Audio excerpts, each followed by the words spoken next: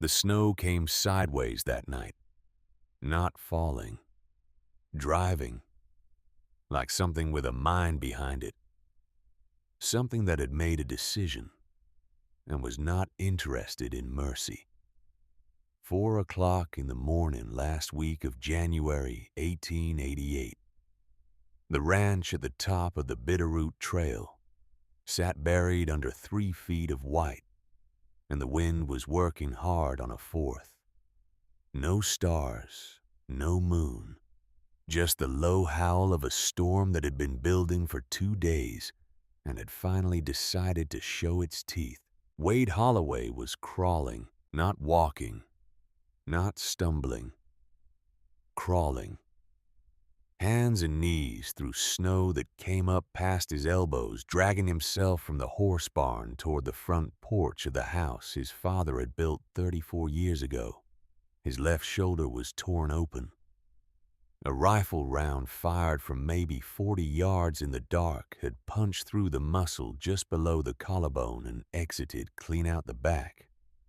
The blood was black against the snow, a long smear of it behind him like a sentence that hadn't found its period yet. Inside the horse barn, a woman stood with a Winchester .73 pressed to her shoulder. Her name was Harriet Shaw, and she was 27 years old, and 6 months ago, she had buried a husband and a 3-month-old daughter in the same week, and she was not shaking. Beside her, an old man with white hair and a face like a dried-out riverbed was loading a Spencer carbine he had carried since 1863. His name was Silas Cobb. He was 62 years old. He had fought at Gettysburg. He had seen 7,000 men die in 3 days. He did not consider the present situation especially alarming. 4 riders appeared through the curtain of snow, dark shapes on dark horses moving slow, fanning out across the yard. The one in front sat tall in the saddle, and his voice carried above the wind with the practiced clarity of a man accustomed to courtrooms and commands. "Harriet, give me the will and you can keep that cowboy alive." Hattie wiped her cheek with the back of her hand. Not tears, snow. She sighted down the barrel. "Mr. Shaw," she said, and her voice was level, measured. The voice of a woman who had already lost everything that could be lost and had discovered on the other side of that loss a kind of terrifying calm. "You have ridden a very long way from St. Louis, and my husband died of consumption, not from a lack of courage." Silas Cobb glanced at her. One nod, slow. The nod of a man who has seen enough of the world to know when someone beside him can be trusted. She chambered the round. 3 months earlier, the stagecoach pulled into Copper Hollow, Montana on a gray Tuesday morning in October of 1887. The town was not much to look at. A general store with a warped porch, a saloon called the Rattlesnake that had been painted green once and had since faded to the color of old moss, a post office the size of a tool shed, a church with a steeple that leaned slightly east as though it had been listening to the wind for so long. It had started to agree with it. Harriet Shaw stepped down from the coach and stood in the mud and looked at all of it and felt nothing in particular. She had not come here for the town. She was not a tall woman, but she stood like one, 5 feet 5 inches in boots that had seen better roads, a wool traveling coat gray frayed at the cuffs, brown hair pinned tight against the wind, and on her left hand a wedding ring, thin gold, scratched, still there. That ring would cause questions later. A mail-order bride wearing another man's ring. But Harriet Shaw had decided somewhere between Kansas City and the Montana border, that she would not remove it. Not yet. Not until she had earned the right to take it off, which was a different thing entirely from simply arriving at a new life and pretending the old one had never happened. She knew only what the letter had told her. A man named Wade Holloway, 400 acres above the tree line, cattle, a house, a need for a wife. The letter had been brief, almost insultingly so. No flourishes, no promises, no attempts to charm or persuade.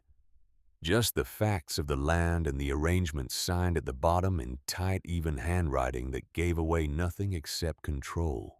She had read that letter 4 times on the journey west, not because it confused her, because something in its bluntness had felt more honest than anything she had received in 3 years.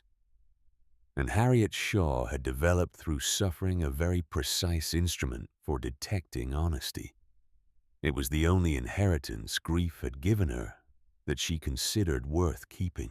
The stagecoach driver, a man named Teague with a tobacco-stained beard, and the leathery squint of someone who had spent 30 years reading weather and road conditions, had talked most of the way up from Bozeman. Not to Hattie specifically, just outward the way men talk when they have been alone with horses too long and need to hear a human voice even if it is their own. He had told her about the Holloway place without being asked. About the women. 9 of them, he said, over the past 5 years. The first lasted 3 days. Said the man never spoke. The second lasted 5. Said he corrected the way she swept the porch. Teague had laughed, telling it the way the whole county apparently laughed, as though it were a long-running joke that never stopped being funny because it never stopped being true. Hattie had not laughed. She had looked out the window at the passing mountains and thought about what kind of man draws 9 women to his door and sends all 9 away, and whether the fault was in the man or in the women or in the country itself, which was so vast and so empty that it could swallow a person's resolve before they even noticed it was gone. The man waiting near the edge of the road was not what she expected, though she could not have said exactly what she had expected. He was tall, lean through the shoulders the way men get when they work alone and eat last. A jaw that looked like it had been cut from the same granite as the Bitterroot Peaks behind him. He wore no expression she could identify as welcoming or unwelcoming. He simply stood there with his hat in one hand and looked at her the way a man looks at a stretch of fence line he is calculating the cost of repairing. But she noticed things. The way he held his weight slightly left, favoring the right hip. An old injury, maybe. A scar along his right wrist. Pale and deliberate, the kind a blade leaves. And on the collar of his coat, 2 small holes where insignia had once been pinned and then removed. Cavalry insignia, if she had to guess. 7th Cavalry. "Miss Shaw," he said. "Mr. Holloway," she said. He picked up her trunk without asking and carried it to the wagon. He did not offer his hand to help her up. She did not wait for it. They rode the better part of 2 hours without exchanging more than a dozen words. The trail climbed steadily through pine forests so thick the trees seemed to close behind them like a door. The town below disappeared. The sky above narrowed, and the only sounds were the creak of the wagon, the steady breathing of the horses, and the wind moving through the high branches with the patience of something that had been here long before either of them, and would remain long after. Hattie watched the land and said nothing.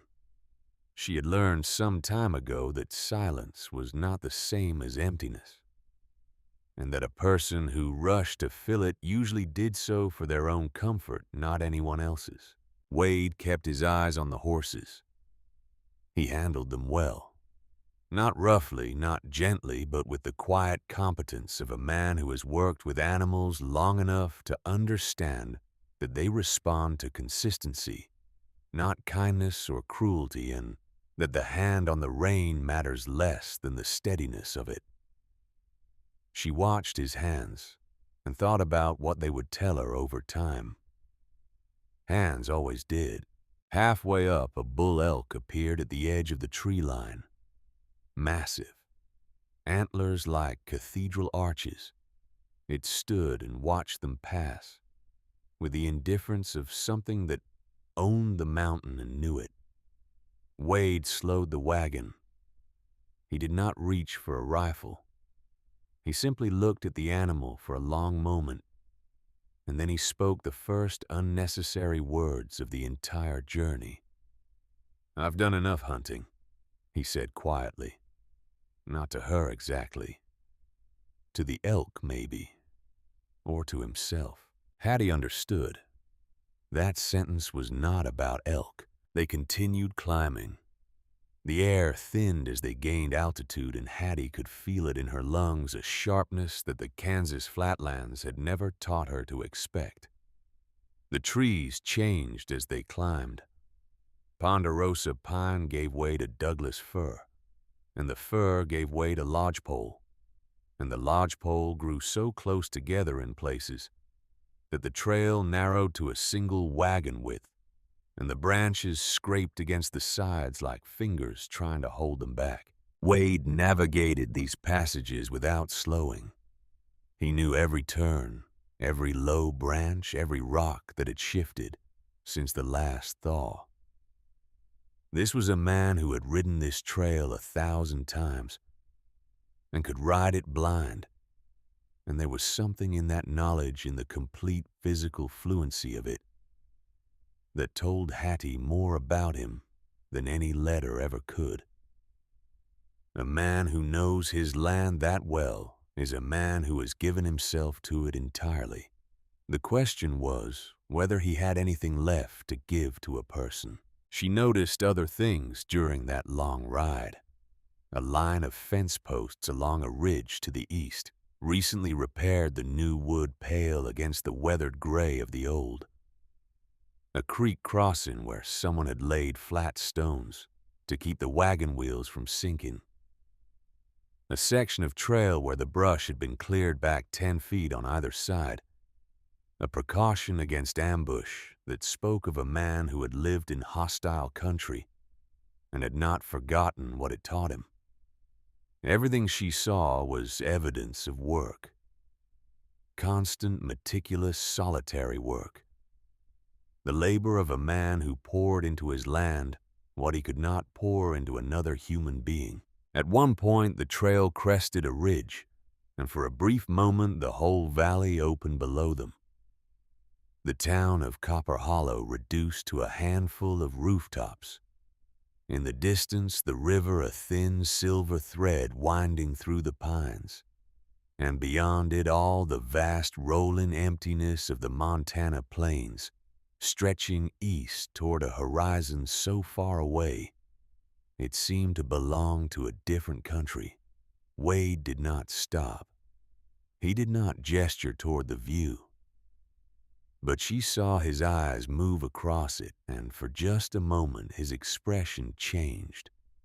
Not softened, opened, as though this was the one thing in his life that he allowed himself to look at without reservation, and the looking sustained him in ways that human contact had long since failed to do. The ranch appeared around a long bend in the trail, just as the light began to soften. It had no name. It was simply the Holloway place, and it looked exactly like what it was. A working property built by a man who valued function the way other men valued decoration.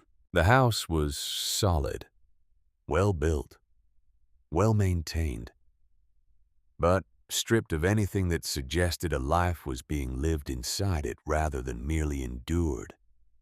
No curtains in the windows, No flower box, no wreath on the door. The wood was good. The joints were tight. The roof was sound. But it had the quality of a barracks, not a home. Every inch of it said duty. None of it said joy.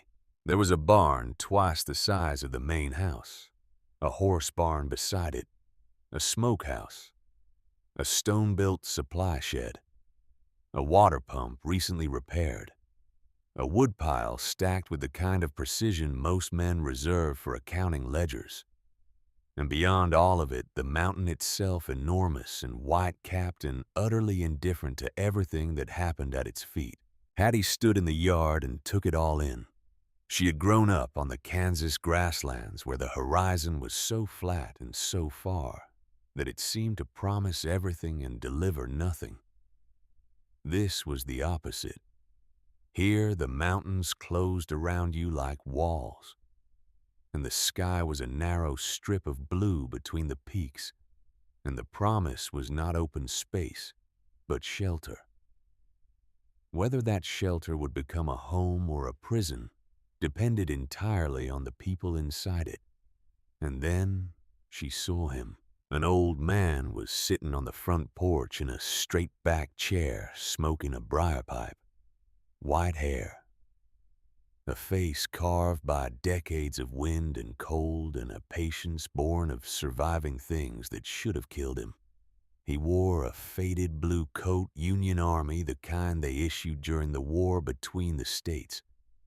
And he wore it the way some men wear their history, not as decoration, as identity.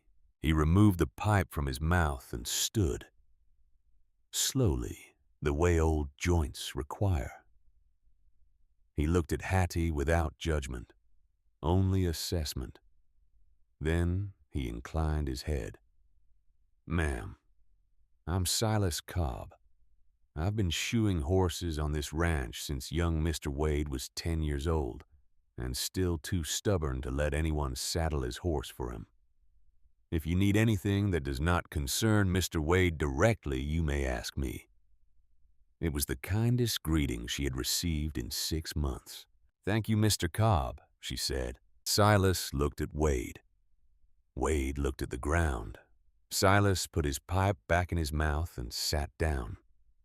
There was something between the two men that Hattie could see immediately. The way you can see the current in a river, even when the surface is still. It was not the relationship of employer and employee. It was something older and deeper. The bond between a man and the boy he had watched grow up, the boy who had become a man without a mother, and had needed, without ever saying so, someone to stand in the gap. Wade led her inside. The interior was the same as the exterior, functional. Clean in the way a place is clean when its owner has nothing to leave out of order, because he owns almost nothing. A table with 3 chairs. An iron stove, black polished. A supply shelf organized by size and type.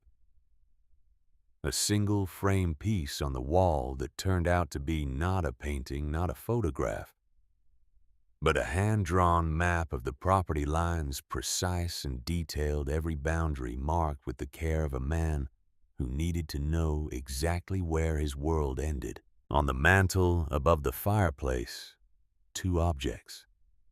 A pair of cavalry spurs, brass tarnished with age, and beside them a small folded flag. Regimental. 7th Cavalry.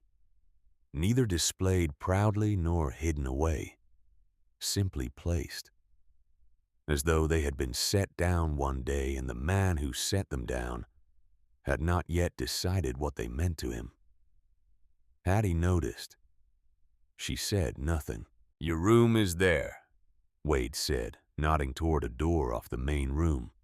"Meals at 5:30 in the morning, noon, and 6 in the evening. I work from first light.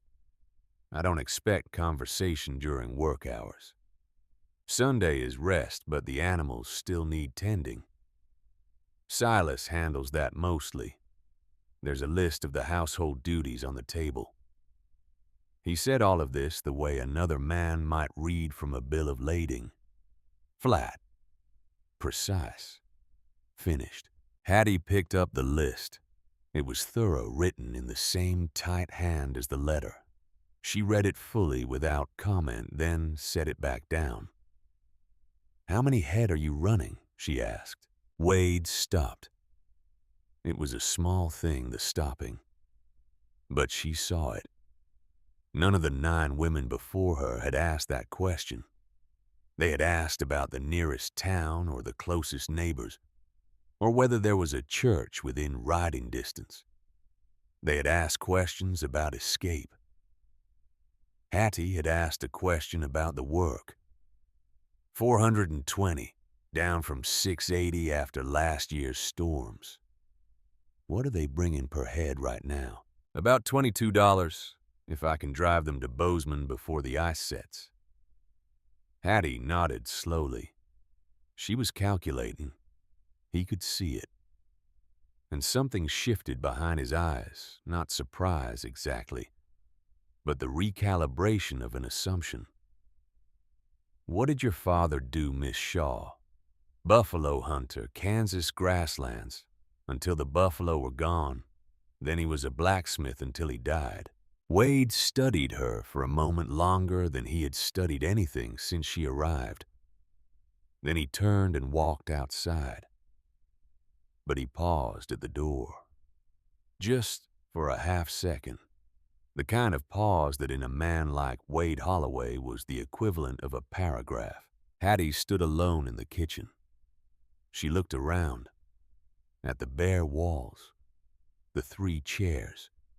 The window that faced the mountain without any softening frame around it. The spurs on the mantel. The map on the wall. The complete and total absence of any evidence that a human heart had ever operated within these walls. Then she opened her traveling bag and began to unpack. That evening she cooked. Salt pork stew from the store she found in the pantry. Simple, not remarkable, but hot and seasoned correctly and served in clean bowls at exactly 6 o'clock. She had learned to cook from her mother, who had learned from her mother, who had come west from Virginia in a covered wagon in 1842, and had cooked over open fires for 3 months, and had never once served a meal late. Punctuality, her grandmother had said, was the only form of respect that cost nothing. Silas ate with them. That surprised her. 3 chairs, not 2.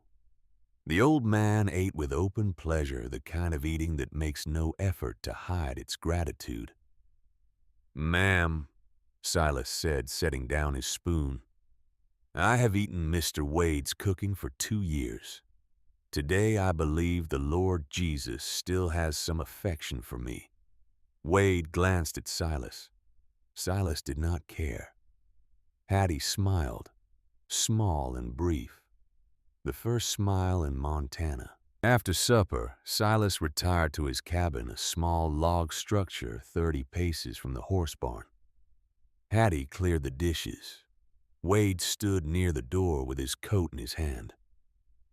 "You didn't ask about the others," he said. His back was still to her.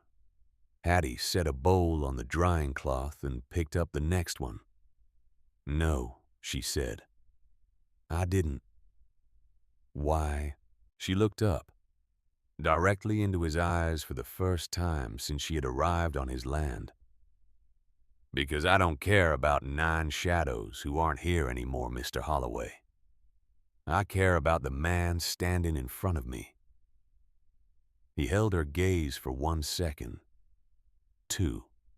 Then he put on his coat and went outside, and she heard his boots cross the porch and then the yard, and then nothing but the wind coming down off the bitterroot. She finished the dishes, dried her hands, walked to her room and closed the door. She locked it. Habit. 3 months of habit ever since Kansas City. She opened the false bottom of her trunk. Beneath the layer of folded clothes, a bundle wrapped in oilcloth. She unwrapped it carefully. 3 things. A small frame photograph. Ambrose Shaw, her husband holding their daughter Grace in a Kansas City portrait studio. He was smiling. Grace was 3 weeks old.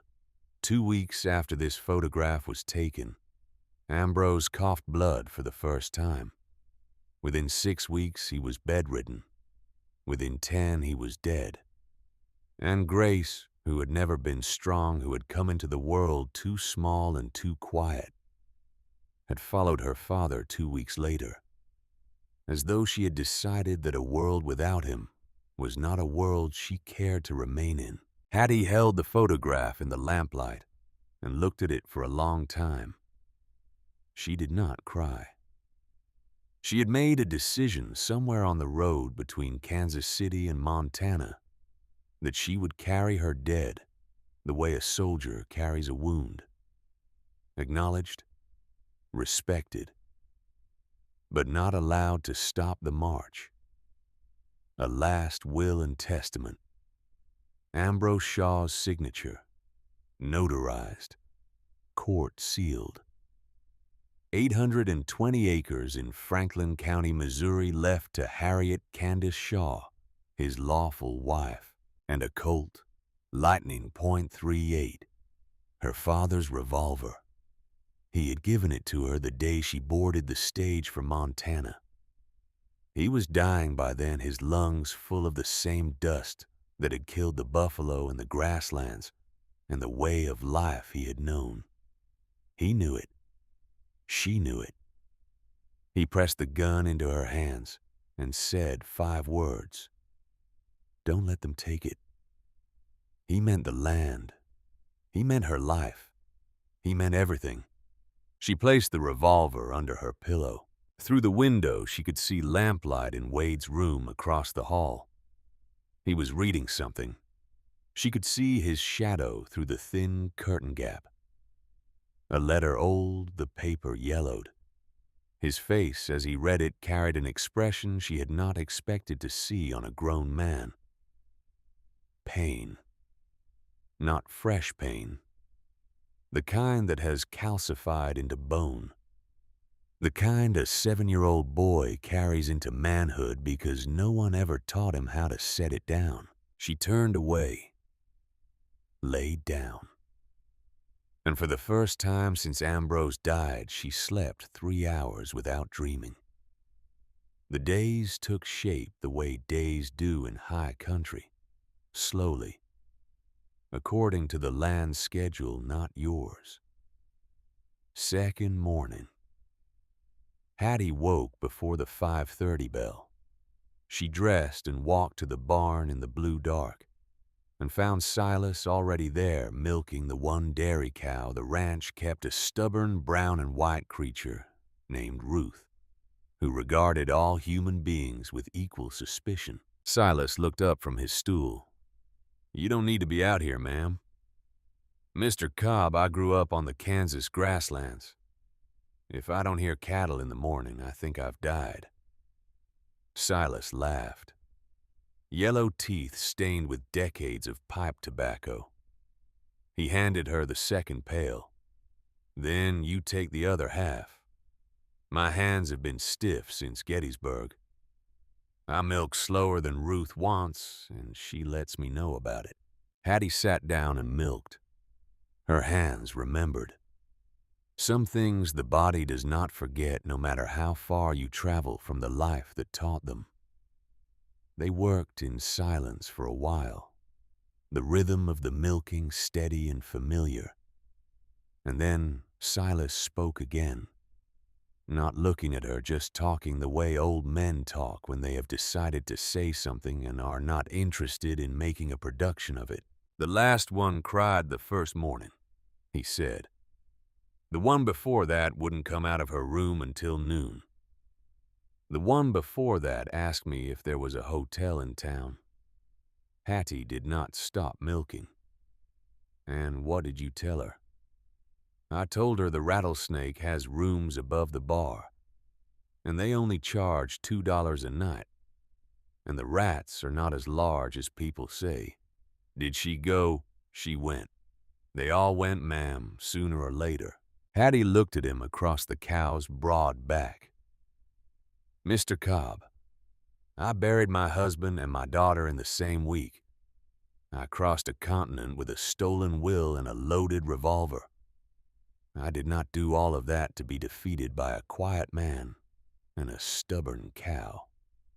Silas regarded her for a long moment.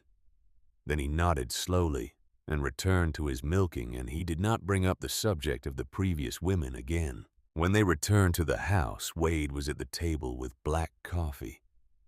He looked at the milk pail, then at Silas, then at Hattie. He said nothing, but he stayed at the breakfast table 10 minutes longer than he had the night before. Third day, Hattie found the crack along the base of the main room window, a gap where the frame had separated from the wall stuffed with rags instead of properly sealed. A temporary fix that had become permanent through neglect, the way temporary things always do. She did not repair it. She thought about it. This was his house. He needed to see that she had seen it before she touched it. Fourth day, Wade noticed her looking at the crack. He brought putty from the supply room and sealed it himself. No comment, no acknowledgement. But when he finished, he set down the tools and said, without looking at her, "Silas says you milk." "I do. He also says you can shoot." "My father was a hunter." Wade nodded once, the kind of nod that confirms something a man has been turning over in his mind for days. Then he went to the upper pasture, and she heard his voice carrying faintly on the cold air as he moved the cattle, not harsh, just direct, the way he spoke to everything, economically, as though words were a finite resource, and he had learned early not to waste them. On the fifth day, she noticed something else. The stove. He had left the coals banked from the night before arranged so that the morning fire would catch quickly and without fuss. It was a small thing, the kind of thing a man does without thinking when he has lived alone long enough to know what makes a cold morning easier. But he had not done it the first night. He had done it starting the second, which meant he had thought about it, which meant he had thought about her. She did not mention it. She understood by now that remarking on things made him retreat. So she simply lit the fire from his coals and let it mean what it meant. On the sixth day, the postmaster came. Wendell Briggs was 58 years old, round in the middle, red in the nose from whiskey, and possessed of a constitutional inability to stop talking. He rode up the trail on a mule that looked as tired of him as the trail was carrying a mail sack, and the undisguised curiosity of a man who had forwarded 9 return letters for 9 different women over the years and was waiting with considerable interest to see if there would be a 10th. He brought 3 pieces of information. The first was a letter from the Bozeman Bank addressed to Wade. Hattie watched Wade take it, glance at the envelope, and slide it into his coat pocket without opening it. His face did not change, but his jaw tightened by a fraction, and she had learned enough about his jaw in 6 days to know what that fraction meant. The second was news delivered over coffee at the kitchen table in the easy tone of a man who does not fully understand the weight of what he is saying. "Mr. Holloway, I should mention. There's a hired gun staying at the Rattlesnake. Name of Calhoun. Came in from St. Louis 3 days ago. Been asking directions to the Holloway Ranch." Wade set his coffee cup down. Not fast, not slow. Just set it down. "Thank you, Wendell." The third was delivered with a glance at Hattie, a careful glance, the kind a man gives when he knows he is about to change the temperature of a room. "And ma'am, I should tell you straight. Word from Bozeman is there's a gentleman asking after a woman named Harriet Shaw. Expensive clothes. Traveling with a lawyer. They've been paying the court clerk to pull old records."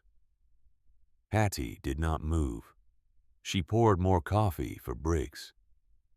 Her hand was steady. Wade looked at her across the table, and for the first time he saw something on her face that she could not quite hide. Not panic, not surprise. Recognition. She had known this was coming. She had known, and she had come here anyway. Briggs left an hour later full of coffee and the satisfaction of a man who has delivered interesting news and knows it. His mule descended the trail at the same resigned pace it had ascended. Wade stood on the porch with Silas. The old man lit his pipe, drew on it, and looked out at the trail disappearing into the pines. "Mr. Wade," Silas said slowly, "I have buried 7 people on this property in 24 years. 6 of them died of old age. 1 got stepped on by a bull. I have no intention of making number 8 a woman who just came here looking for a place to live. What do you think, Silas? I think she's running. I think she won't say from what until she has to. And I think you should bring your father's Winchester down from the attic." That night, Wade did not go to his room. He sat on the front porch with the Winchester across his knees. The night was clear and cold and full of stars. The kind of sky that makes a man feel very small and very certain at the same time. Hattie brought him coffee. She stood on the porch. He sat. The mountain was dark above them. "You're waiting for Calhoun," she said. "I'm waiting to see which one of us gets chased off first." Hattie sat down on the step beside him, held the coffee in both hands. The silence between them was long, but it was not empty. "His name is Josiah Shaw," she said. "My late husband's younger brother. Ambrose died of consumption last April. Our daughter Grace died 2 weeks after him. She was 3 months old." She paused. Her voice did not waver. "Josiah is a railroad lawyer in St. Louis. Ambrose left me 820 acres in Franklin County, Missouri. The Union Pacific is planning to run a spur line through it. That land is worth at least $40,000 if sold to the railroad." Wade whistled, very soft, the only reaction he allowed himself. "Josiah wanted me to sign away my inheritance. I refused. He hired a second lawyer to forge documents saying I had already signed. I stole the original will from Ambrose's safe before Josiah knew I had it. And I ran." "You ran up here," Wade said, "to the place where 9 women had already left, thinking it was the last place anyone would look." "Yes. You were wrong. I knew I was wrong the moment Briggs said the name Calhoun. But Mr. Holloway, I planned for being wrong. I did not come here without knowing I might be found." Wade turned and looked at her. In the starlight, her face was calm. Not the calm of a woman without fear.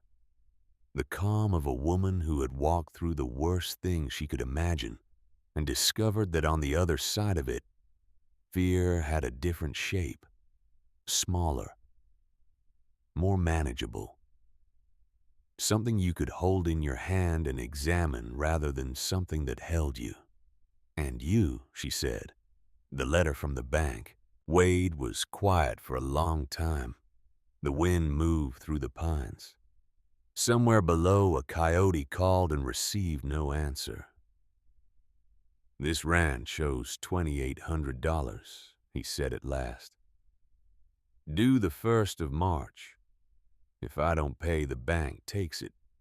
My father left me this land when he died in '82. If I lose it, I lose everything he spent his life building.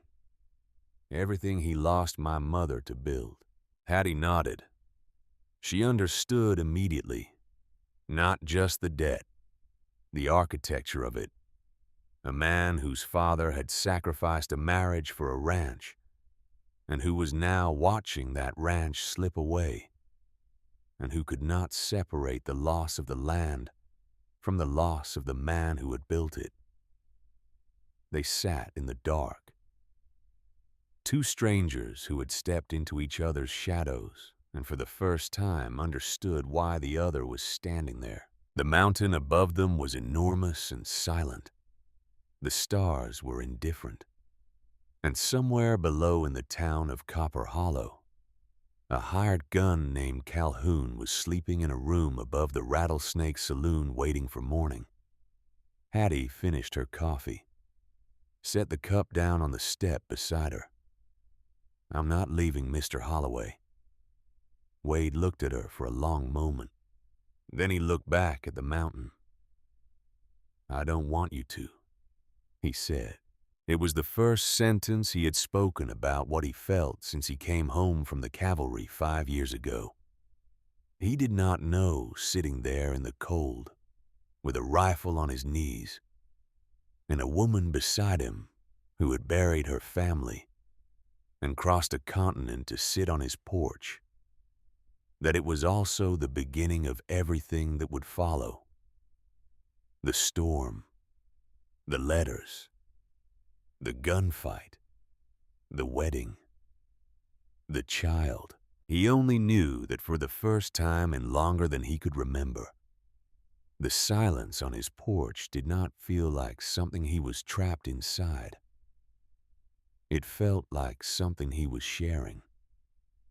The morning after Hattie told him about Josiah Shaw, Wade rode out before dawn, not to the pasture, to the supply shed behind the barn, where he kept a locked box beneath the floorboards that Silas had helped him build in 1883, the year after his father died. Inside the box were 3 things: a deed to the ranch signed by Abner Holloway and transferred to his son upon death, a leather pouch containing $140 in gold coin, which was every cent Wade had saved in 5 years of ranching alone, and a small notebook with 7 names and addresses written in Wade's tight, even hand.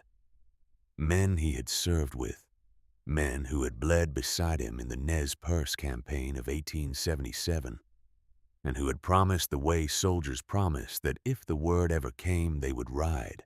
He opened the notebook. 3 of the 7 were dead. He knew this the way men know these things on the frontier, through letters that arrive months late, through silences that stretch too long, through the weight that settles over a name when someone mentions it in past tense. 4 remained. He wrote to 3 of them that morning, sitting on an overturned bucket in the supply shed, with the notebook on his knee and a pencil stub between his fingers. Short letters, direct, the way he wrote everything. Gideon, trouble at the ranch, armed men, need you if you can come. Wade. The same message nearly word for word to Obadiah Tate in Colorado and Ezra Whitlock in the Dakota Territory. He did not explain. He did not ask twice.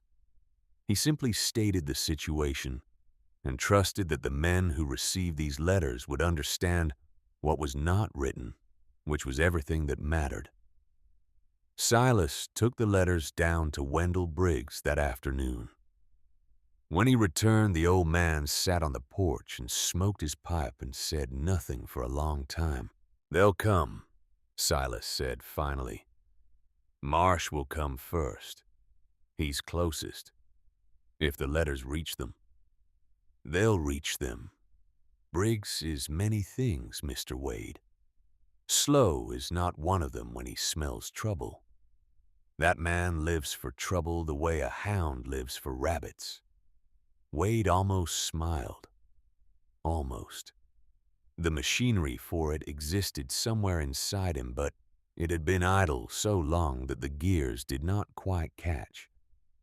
On the 9th day since Hattie's arrival, Calhoun came to the ranch. He rode up the trail in the middle of the afternoon on an Appaloosa, with a blaze face sitting easy in the saddle, with the unhurried confidence of a man who has done work like this before and does not expect complications.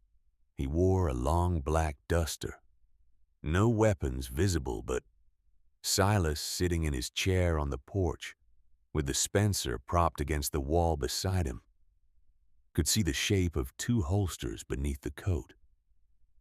A man who carries 2 revolvers is not a man who has come to deliver mail. Calhoun stopped his horse at the edge of the yard. He removed his hat. He had a handsome face which was somehow worse than if it had been ugly. Ugly men in ugly work have a kind of honesty to them.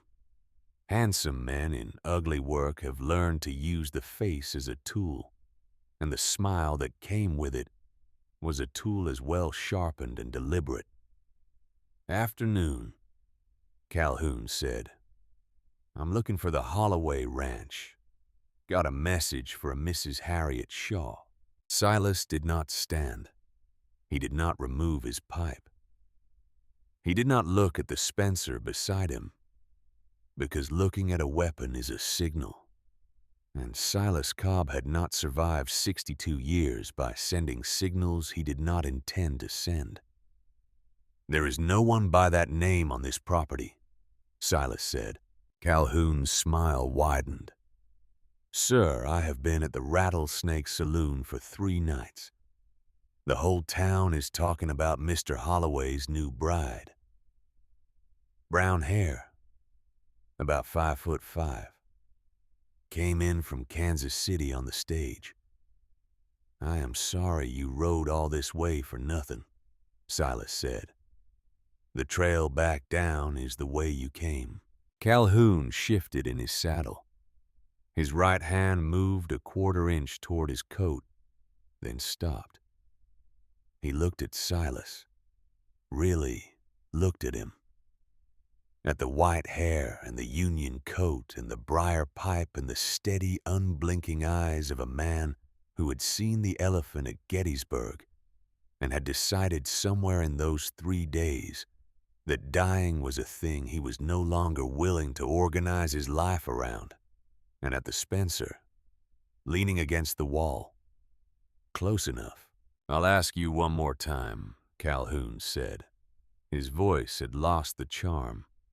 What was underneath it was flat and cold and professional. "Is she here?" Silas removed the pipe from his mouth.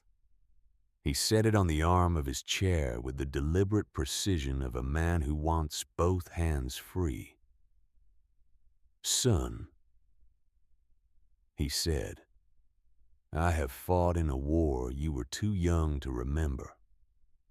I have held ground that better men than you tried to take, and I do not answer the same question twice." He paused. 1. Calhoun's smile disappeared entirely. 2. The Appaloosa shifted, feeling its rider tense. Horses know. Silas reached for the Spencer. He did not rush. He picked it up the way a man picks up a tool he has used 10,000 times with the ease of absolute familiarity, and he rested it across his knees and looked at Calhoun with an expression that contained no anger, no fear, and no bluff.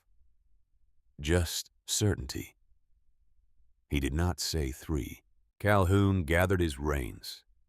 He turned the Appaloosa toward the trail, but before he rode, he looked back over his shoulder. Mr. Cobb, isn't it the cavalry boys in town mentioned you? Said you were the one man in Montana they wouldn't cross. I can see why. Then ride out while you still can see, Silas said. Calhoun rode. The Appaloosa picked its way down the trail through the pines, and the sound of hooves faded, and the yard was quiet again. Hattie was standing at the kitchen window. She had watched the entire exchange through the glass, her hand on the Colt Lightning in her apron pocket, her breath making small circles of fog on the cold pane. When Silas came inside, she was pouring coffee. Her hand was steady, but her eyes were not. "He'll be back," Silas said. "I know. With friends. I know that too." Silas accepted the coffee. He drank it standing the way men drink when they are not settled. Then he set down the cup. "Ma'am, when Mr. Wade returns from the pasture, he needs to know about this. Tell him all of it. Not just the part about Calhoun. The part about the way that man looked at this house. He was memorizing it, counting windows, measuring distances. That is not a man who came to deliver a message. That is a man who came to plan an assault." That afternoon, Hattie was in the barn helping Silas with the chores. She had taken to this work not because anyone asked her, but because she could not sit in a kitchen and wait for something to happen. She was not built that way. She had never been built that way. Not even as a girl on the Kansas grasslands. When her father would ride out before dawn to hunt and her mother would stand at the window, watching the horizon. Hattie had always gone to the barn instead. There was comfort in animals. They did not lie. They did not calculate. They were afraid, or they were not hungry, or they were not. And you could read them the way you could never quite read people. She was stacking feed bags when she heard it, a sound from the far side of the barn that did not belong to wind or cattle or the settling of old timber. She set down the bag and walked around the corner. Wade was crouched beside a young calf that had separated from the herd. The animal was trembling legs tucked beneath it, eyes showing white. Its right foreleg was swollen badly. Snake bite most likely. Rattlesnake. Common enough in Montana in the fall before the cold drove them underground. Wade had a small fire burning beside him and a piece of iron heating in it. He would cauterize the wound to stop infection. Standard practice. Brutal but necessary. But before he touched the iron, he placed his hand flat against the calf's side and spoke to it. Low. Continuous. A murmur that had no sharp edges anywhere in it. "Easy, girl, I know. I know it hurts. You got scared this morning and nobody was there. But I'm here now. Let me handle it. You just breathe." His voice was entirely different from the one he used with people. Patient, gentle, almost tender.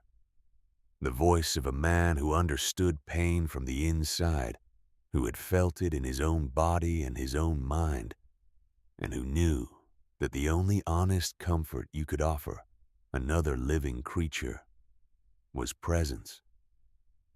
Not words, not promises, just the steady pressure of a hand and the knowledge that someone was there and was not leaving. Hattie stood at the corner of the barn and watched. She did not announce herself. She simply watched this rigid, rule-bound, wordless man speak softly to a frightened animal in the last of the afternoon light.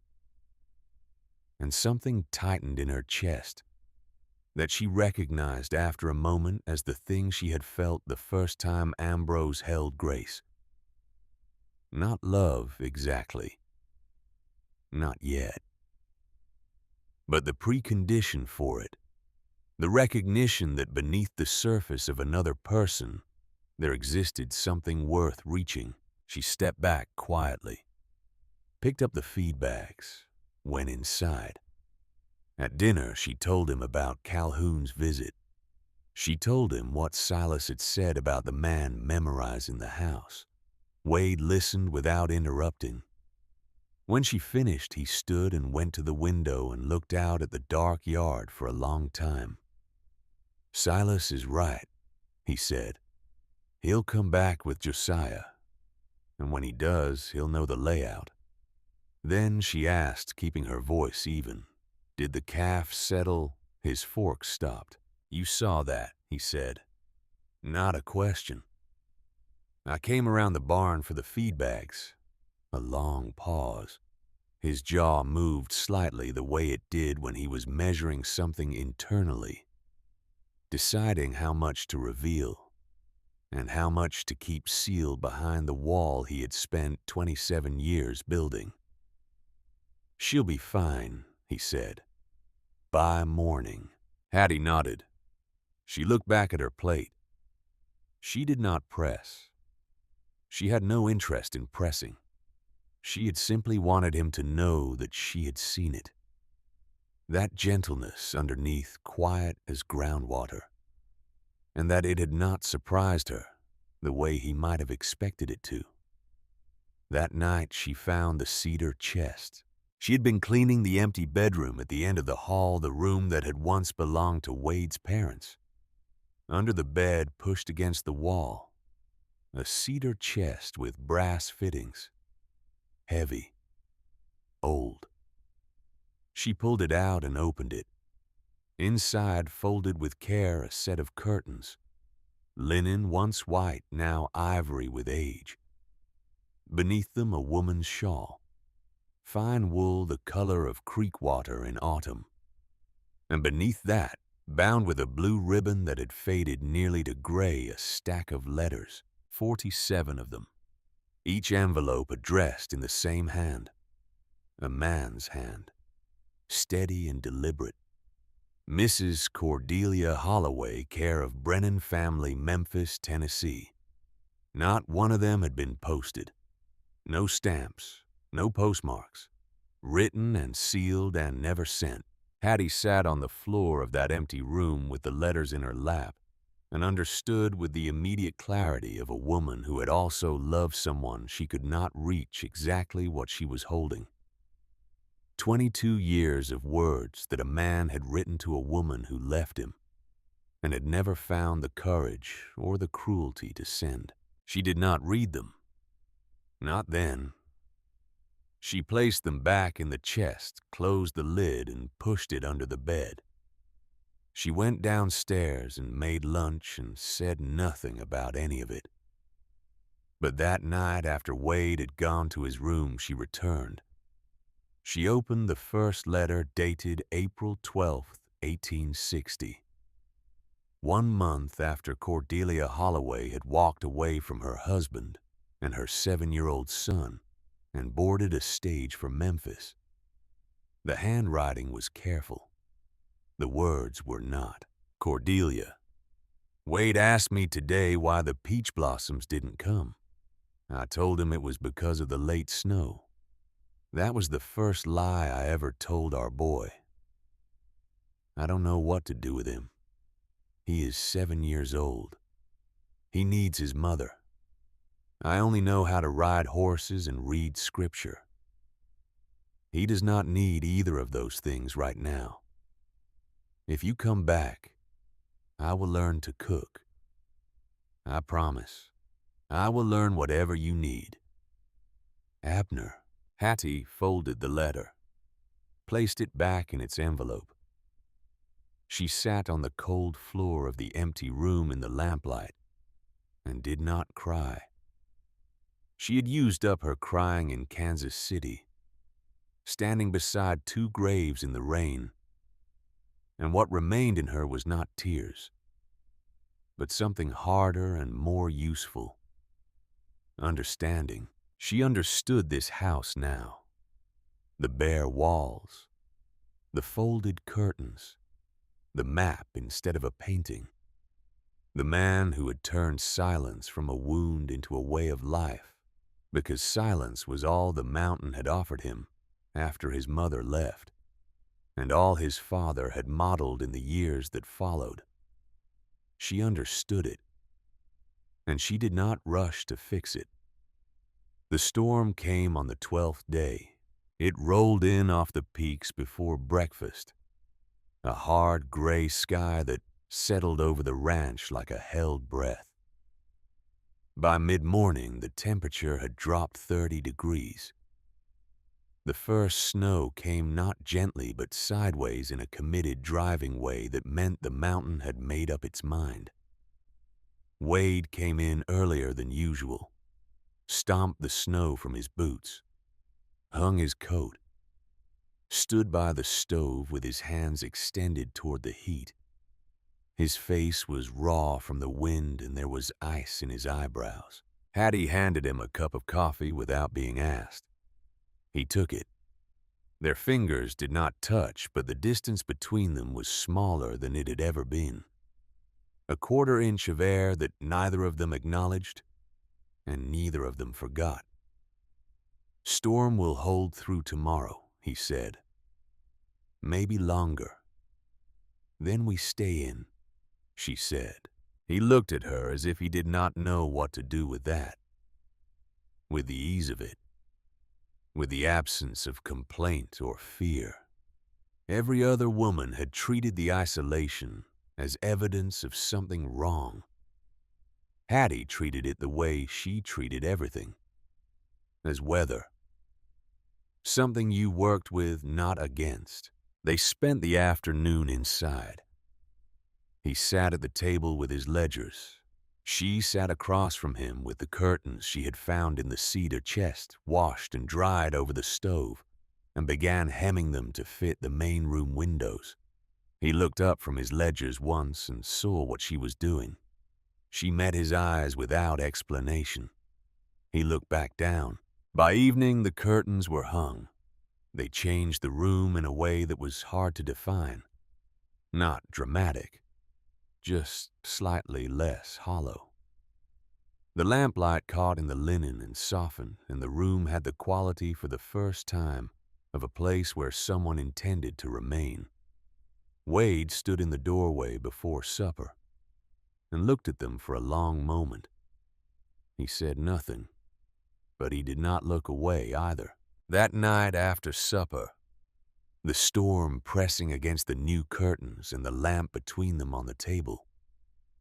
Wade spoke more words in a single sitting than he had in the entire 12 days combined.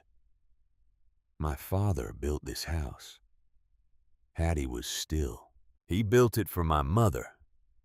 Her name was Cordelia. She was from Alabama. She had a voice like something you'd hear in a church, not the preacher, but the part after when everyone sings. And for a minute or two, the whole building feels like it's made of something other than wood." He turned his coffee cup slowly in his hands. "She lasted 7 years. Then she went back to her people in Memphis. Said the mountain was too quiet. Said she couldn't hear herself think up here. I was 7. Hattie said nothing. She understood in that moment the precise architecture of what she was looking at. Not just the man, the house, the bare walls, the folded curtains, the map on the wall where a painting should have been. All of it was the physical expression of a wound that had never been treated, only endured year after year until the scar tissue had become indistinguishable from the man himself. "How old was he?" she asked quietly. "Your father, when she left." Wade looked up. It was clear no one had ever asked him that. 31, he said. Did he ever talk about it? No, he just worked. Every day. From before dawn until after dark. He built the barn. He built the supply shed. He built the stone wall along the south pasture that took him 4 years to finish.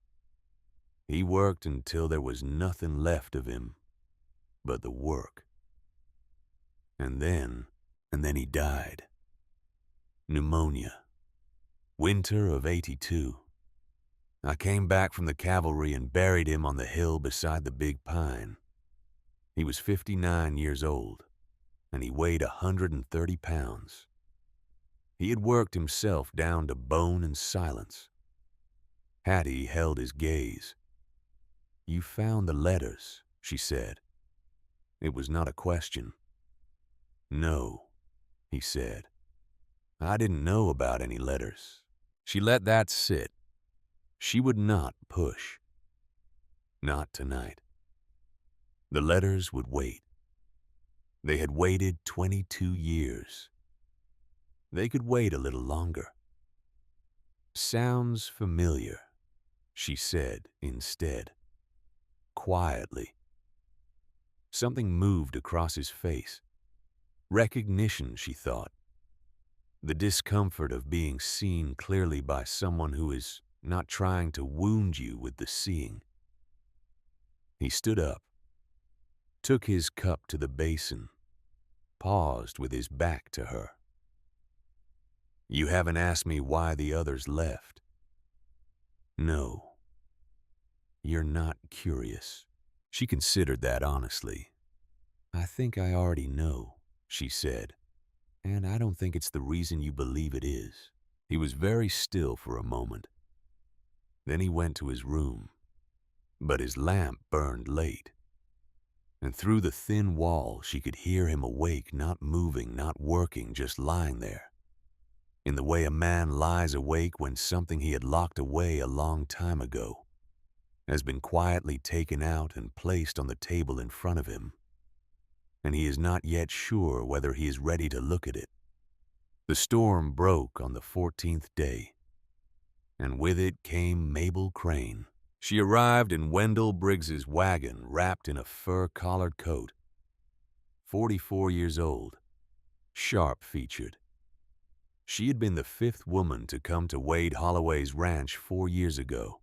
She had lasted 19 days longer than any of the others, and she had left without explanation. Now she was a widow herself. She came, she said, because she had heard about Calhoun. Hattie poured tea.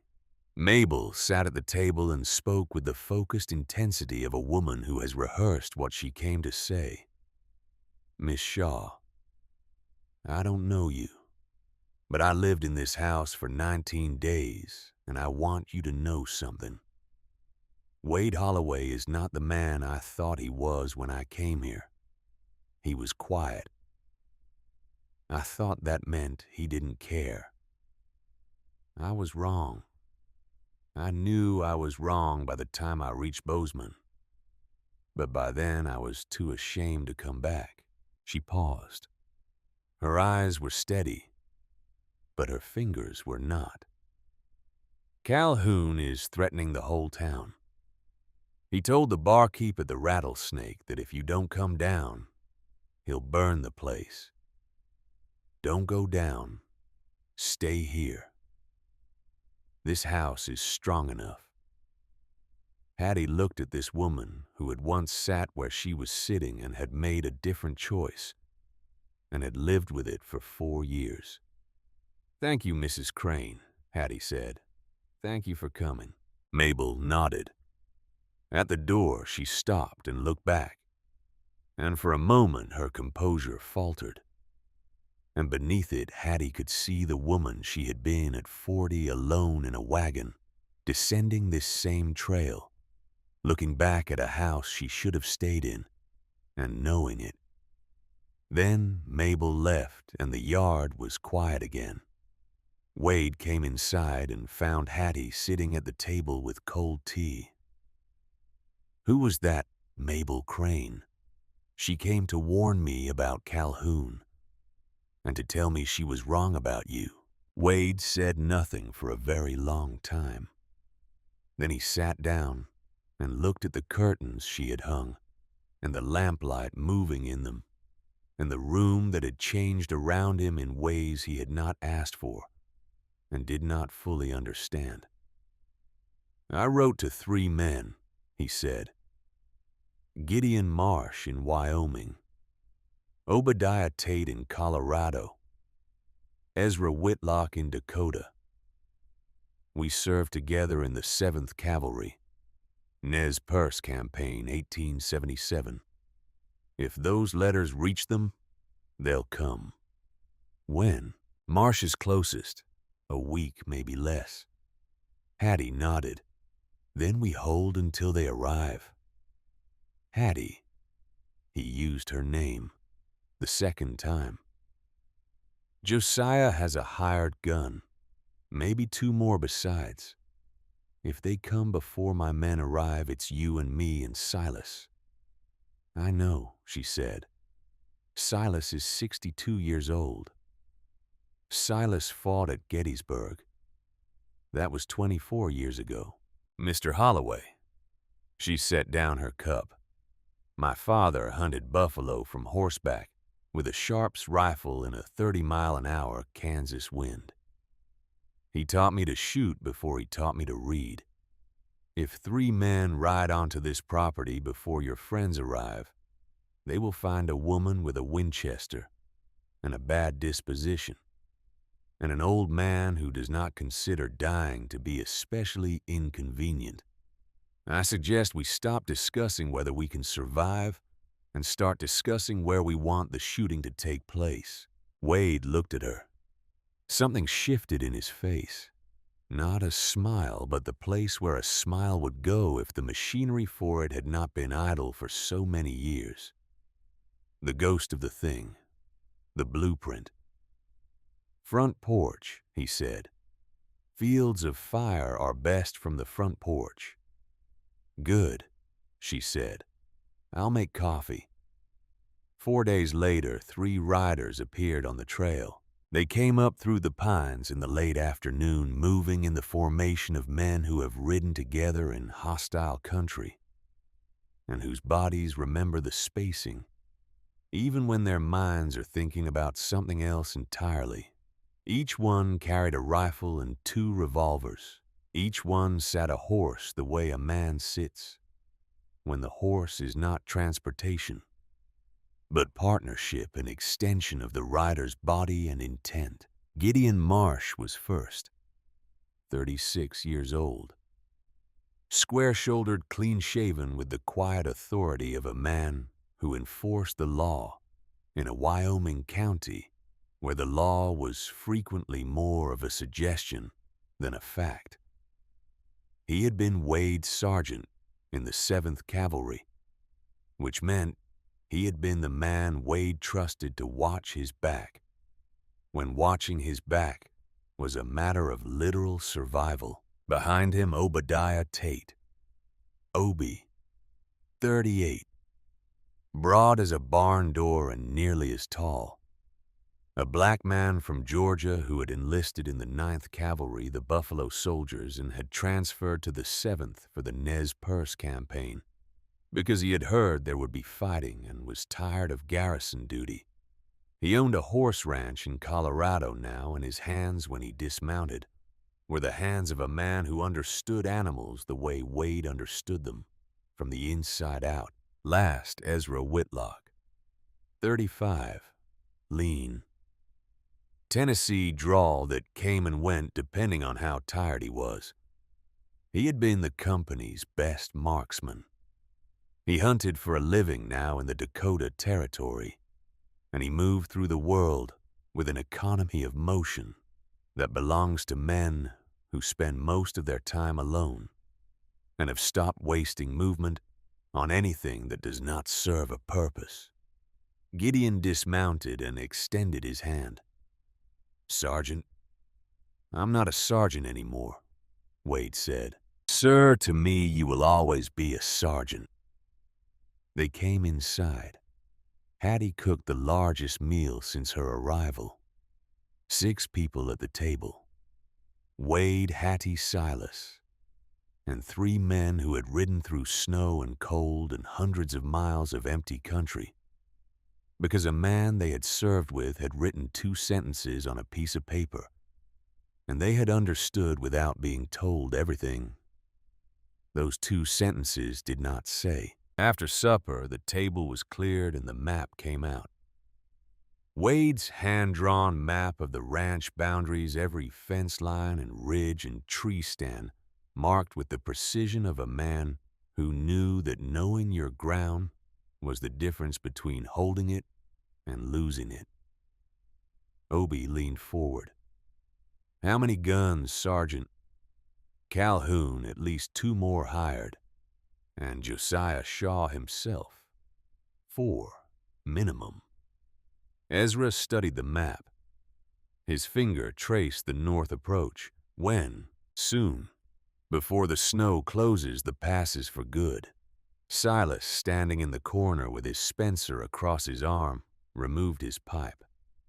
"Gentlemen, I have held this ground for 24 years. I do not intend to yield it tonight." Gideon laughed and clapped the old man on the shoulder. "Mr. Cobb, I have heard Wade tell stories about you for 10 years. It is a genuine honor." Ezra looked at Hattie. "You shoot.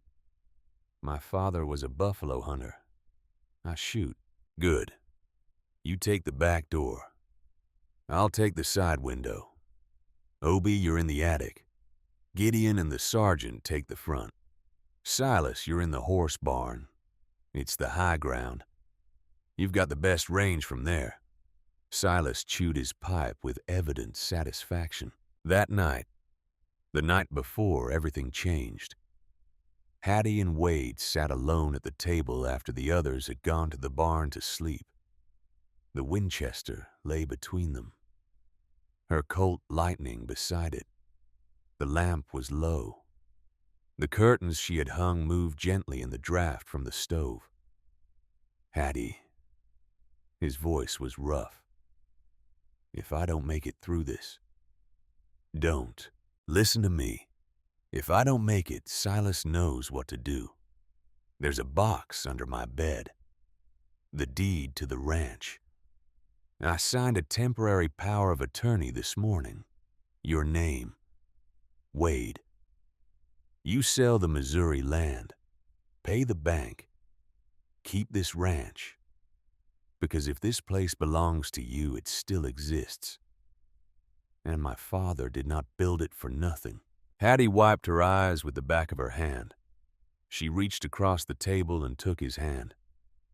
The first time they had touched since she arrived on his land 41 days ago. "Wade Holloway," she said, "you are going to live through this night. You have to live through this night. Because when it is over, I have something I need to tell you. And I do not say it to dead men." He looked down at her hand holding his, at the wedding ring she still wore, at the calluses on her palm from milking and chopping wood and loading rifles, at the strength in her fingers that was not delicate and was not rough, but was something in between, something earned, something that could hold a child or hold a gun and knew the difference, and knew when each was needed. The corner of his mouth moved. Not much.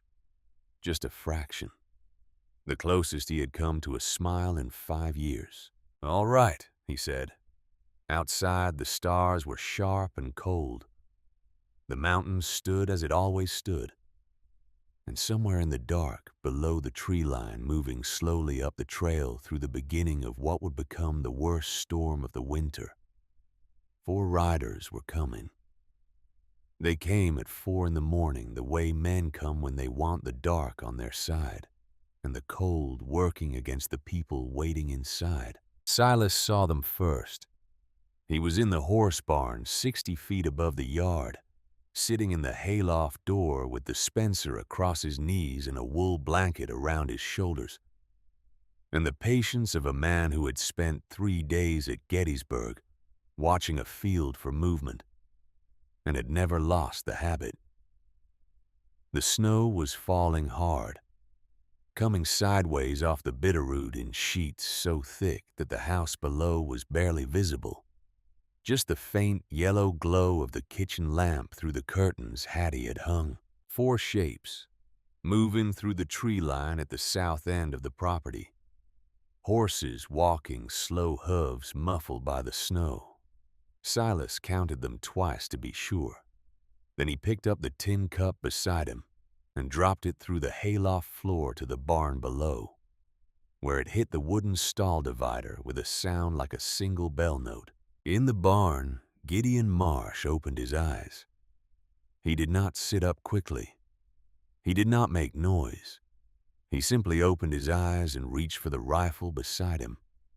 And the motion woke Obie and Ezra the way a change in wind wakes men who have slept in hostile country, not with alarm, but with immediate and absolute clarity.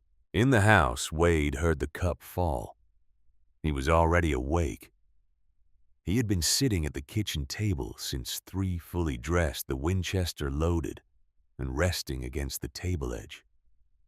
Across from him in the chair where she always sat, Hattie was asleep with her head on her folded arms, the Colt Lightning on the table beside her right hand. He touched her shoulder. Once. She opened her eyes and did not speak. She picked up the revolver and stood. "Back door," he said. She nodded and moved through the dark house without a sound. He watched her go. Then he turned to the front door and opened it 6 inches, just enough to see the yard and the shapes moving across it. Josiah Shaw rode in front. Wade could not see his face through the snow, but he knew the posture, the way a man sits a horse when he considers himself in command and is not accustomed to being wrong about it. Behind him, Calhoun. Wade recognized the Appaloosa, and behind Calhoun, 2 men. Wade did not recognize hired guns whose names did not matter because their purpose was singular, and their futures were short. Josiah pulled his horse to a stop in the center of the yard, 30 feet from the porch. "Harriet," his voice carried above the wind with practiced projection, a courtroom voice. "I know you're in there. Come out with the will and nobody gets hurt tonight." Wade stepped onto the porch. The Winchester was at his hip, not his shoulder. A deliberate choice. A shouldered rifle is a threat. A rifle at the hip is a statement. It says the man holding it has already made his decision and is simply waiting for you to make yours. "Mr. Shaw," Wade said, "this is my land. The next step you take on my property without invitation." Josiah laughed. It was not a cruel laugh. It was worse than that. It was the laugh of a man who genuinely does not consider the person in front of him to be a serious obstacle. "I have legal papers, cowboy. She's family. A widowed sister-in-law with no children and no male guardian under Missouri law is the legal responsibility of her husband's next male relative. That's me. Missouri law has no authority in Montana Territory Counselor. And Miss Shaw has been engaged to me for 3 weeks. The papers are filed at the Copper Hollow post office." It was a lie. Wade had spoken it without hesitation. The way a man speaks when the truth is too slow, and the stakes do not allow for careful accuracy. But it was also in a way he had not planned and did not fully understand, until the words were out of his mouth. A promise. A declaration of intent made in the worst possible circumstances, which is perhaps the only kind of declaration that truly counts. Josiah's smile disappeared. "You're bluffing, Holloway. Try me." Calhoun moved first. The hired gun was fast, genuinely fast, the kind of speed that comes from years of practice and a fundamental indifference to the lives of other people. His hand went to the Colt at his right hip, and the barrel was clearing leather before Wade's finger found the trigger. But Silas Cobb had been watching from the hayloft for 40 minutes. And Silas Cobb had learned at Gettysburg that hesitation was a luxury reserved for men who had not yet seen what a bullet does to a body. And Silas Cobb did not miss. The Spencer barked once. The sound was enormous in the snow-muffled yard, a crack that split the night open like an axe through pine. Calhoun's right shoulder exploded backward. His hand spasmed open. The Colt dropped into the snow. He stayed in the saddle for a half second, his face frozen in an expression of pure disbelief. And then he slid sideways and fell. Everything happened at once. The two hired men drew. Wade fired from the hip, and the Winchester round caught the first man's center chest and knocked him clean off his horse. The man hit the ground and did not move. From the attic window above the porch, Obie fired the sharps. The big rifle roared, and the second hired man's horse screamed and reared, and the rider went down into the snow clutching his leg, where the round had passed through his thigh. Ezra came through the side door of the house with both Colts drawn, moving low and fast, cutting off the south end of the yard. Gideon came from the barn covering the north. In 5 seconds, every exit was closed. Josiah Shaw sat alone on his horse in the center of the yard, surrounded. His men were down. Calhoun was bleeding into the snow. The hired man with the chest wound was dead. The one with the leg wound was crawling toward the tree line with the slow, purposeless motion of a man who has already given up but whose body has not yet received the message. Josiah looked at Wade, at Silas in the hayloft, at the 4 men with guns pointed at him from 4 directions. His face underwent a rapid series of adjustments, like a man shuffling through cards looking for one that might still play. He found none. "Get off the horse," Wade said. Josiah did not move. "Mr. Shaw, I'm going to count to 3. And then I am going to shoot your horse, and you are going to fall into the snow, and this situation is going to become considerably less dignified than it already is." Josiah dismounted. Gideon and Ezra moved in and bound his wrists with rope. Josiah did not resist. He had a sudden limpness about him, the collapse of a man whose entire plan has crumbled, and who has not yet begun to construct the next one. And then Hattie came around the corner of the house. She was carrying the Winchester. Wade's Winchester, the one she had taken from the kitchen table when she heard the first shot, and realized that the back door was not under attack, and that her place was not behind a locked door, but beside the man who was bleeding on the front porch. Because Wade was bleeding. Calhoun's shot, the one he had managed to fire before Silas cut him down, had not gone wild. It had found Wade's left shoulder, the same shoulder that carried a scar from a Nez Perce arrow 10 years earlier, and it had torn through the muscle and exited through the back of his coat, and he had not made a sound. He had fired the Winchester one-handed, standing on the porch with his left arm hanging useless, and he had not said a word about it until every threat in the yard was down. Now he was leaning against the porch railing, and his face was the color of the snow around him, and the blood was soaking through his coat and dripping from his fingertips onto the wooden planks his father had laid 30 years ago. Hattie dropped the rifle. She ran to him.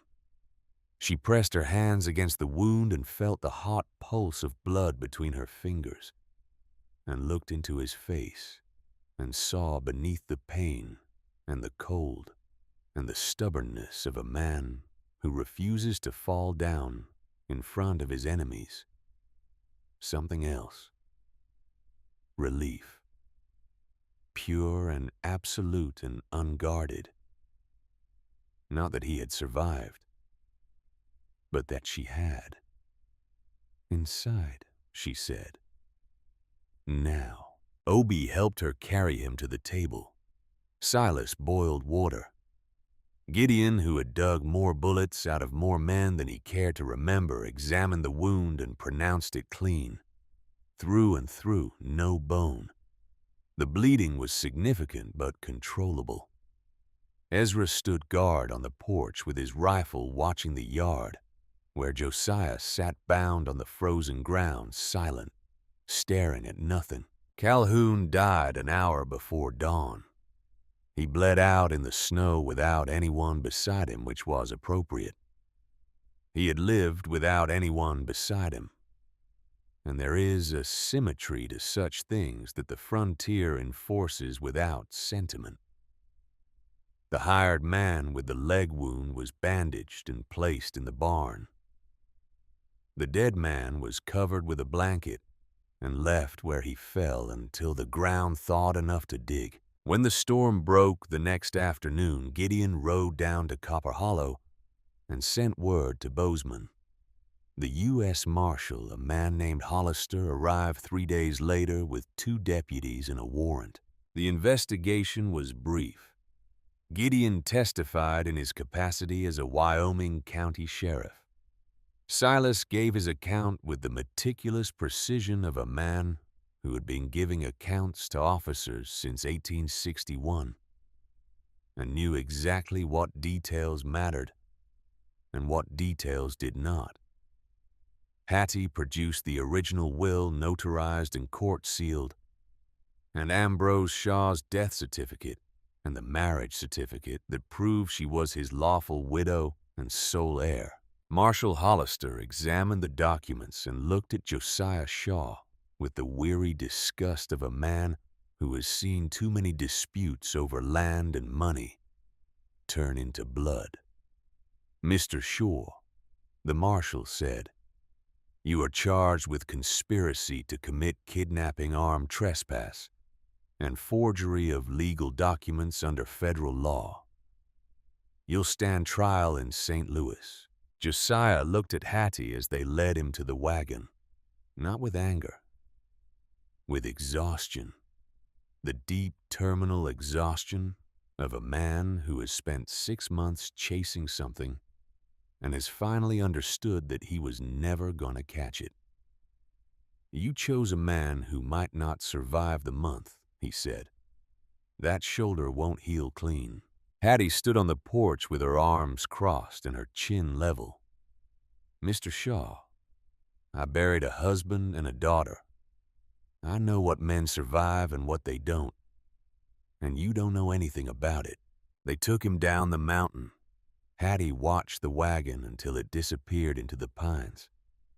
She stood on that porch for a long time after the last sound of wheels had faded, listening to the silence that followed. It was a different silence from the one she had arrived to. That first silence had been sealed, compressed, the silence of a house where no one spoke because no one had learned how. This silence was open. It had room in it. It was the silence that follows a held breath, the quiet that comes after a storm, not empty but cleared, ready for whatever would grow in it next. She looked down at her hands. They were still stained with Wade's blood from the night before, the creases of her palms dark with it. She had not washed them. She did not know why. Perhaps because the blood was evidence of something she needed to remember.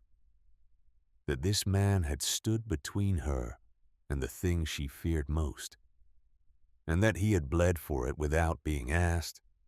And that this was a language she understood even if he would never find the words to say it aloud. She went inside and changed Wade's bandage and fed him broth and said nothing for a long time. The 3 cavalrymen stayed 4 more days.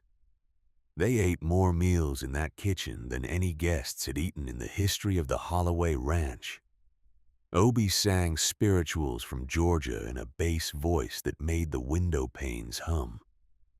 Ezra told hunting stories from the Dakota Badlands, long and dry and funny, in the way that only stories told by genuinely laconic men can be. Gideon sat with Wade and talked about the campaign of '77, about men they had known, and trails they had ridden, and the quality of light in the Bear Paw Mountains at dawn, when the world is so quiet and so cold that you can hear your own heartbeat and wonder if it belongs to you or to the land. Hattie listened from the kitchen as she cooked, and she learned things about Wade that he would never have told her himself. That he had carried a wounded private named Coulter 3 miles through snow during the Bear Paw battle. That he had once talked a Nez Perce warrior into surrendering rather than dying, speaking to the man in broken Nez Perce he had learned from an army scout, and that the warrior had lived and Wade had received a commendation he never mentioned. That the scar on his wrist was not from a blade but from a piece of shrapnel, a fragment of a cannon shell that had come apart during a training exercise at Fort Keogh and had nearly cost him his hand. She learned these things and she filed them away, and she understood that the man she had chosen to stand beside was not merely quiet. He was a man who had done difficult things in difficult places and had decided somewhere along the way that talking about them diminished them, that the doing was enough. On the 3rd evening of their stay, Obie sat on the porch with Hattie while the others were inside. The big man from Georgia folded his hands across his chest and looked out at the snow and spoke in a voice so low it seemed to come from the ground itself. "Ma'am, I have known Wade Holloway for 11 years. I have seen him face men who wanted to kill him and not flinch. I have seen him go 3 days without food and give his last ration to a horse because the horse needed it more. I have never, not once in 11 years, seen him look at another human being the way he looks at you." Hattie was quiet for a moment. "How does he look at me, Mr. Tate? Like a man who just realized the door he thought was locked has been open the whole time. He just hadn't tried the handle." She thought about that for a long time after Obie went inside. She thought about Ambrose, who had loved her openly and gently and without complication, who had told her every day that she was beautiful and that he was lucky, and who had died coughing blood into a handkerchief while she held his hand and watched the light go out of his eyes. She thought about the difference between a man who knows how to love and a man who is learning, and she decided that there was a kind of courage in the learning that the knowing never required. Ambrose had loved her easily. Wade was loving her against every instinct he had developed in 34 years of self-protection, and that, she thought, was not lesser.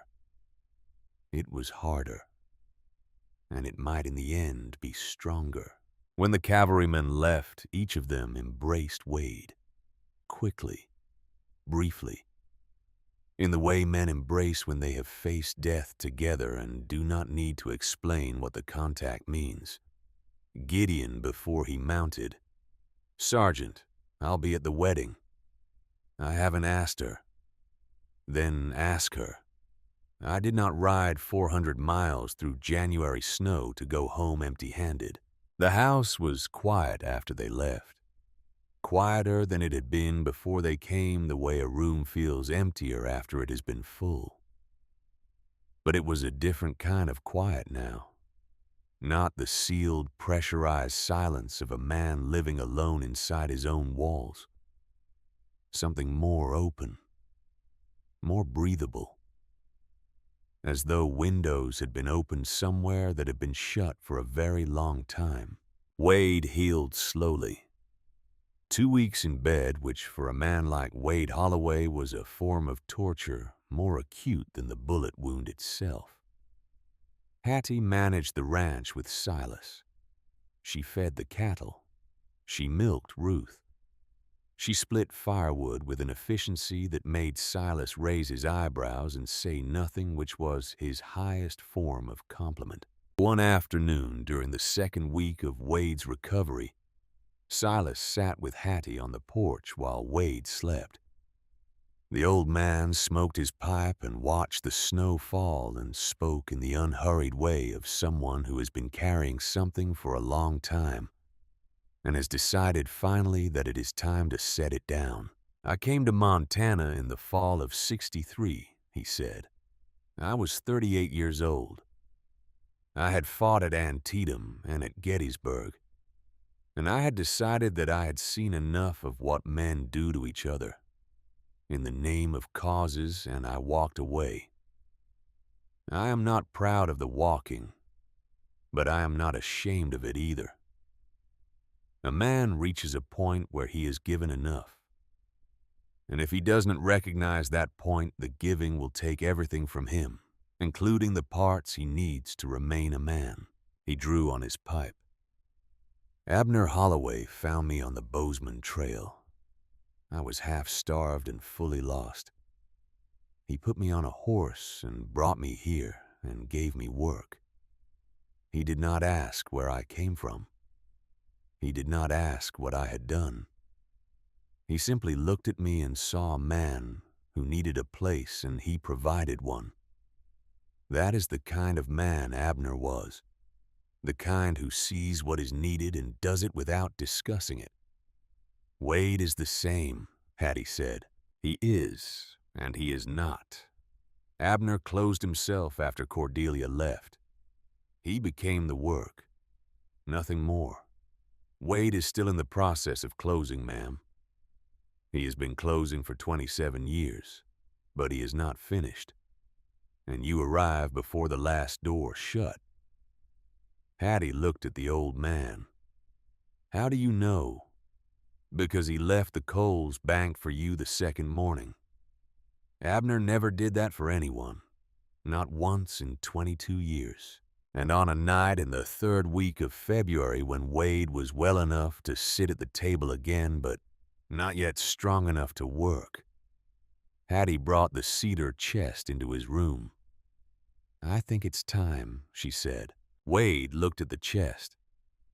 He knew what it was. He had seen it under his parents' bed his entire life, and had never opened it, because opening it meant acknowledging that the woman who had left it behind had existed. And acknowledging her existence meant feeling the full weight of her absence. And he had decided at 7 years old that the weight was too much, and had spent 27 years proving himself right. He opened it. 47 letters, bound in a blue ribbon, faded nearly to gray. His father's handwriting on every envelope. Wade held the stack in his hands and did not move for a long time. Hattie watched his face. She had seen grief before, had worn it herself for months.